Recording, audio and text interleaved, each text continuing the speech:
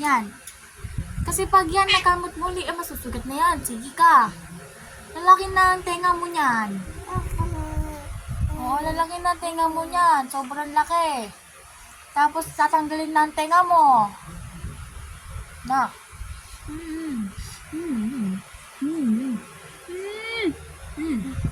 Pakasarap ko naman. Sa kukulito sa sabunutan na hindi mo masabunutan na walang buhok na nakaipit na wala buhok siya wala hindi masabunutan.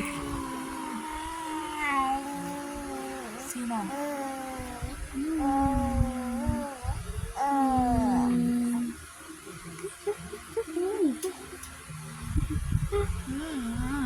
Kinain na yung buhok. Kinain na yung buhok. Hindi kinakain ng buhok.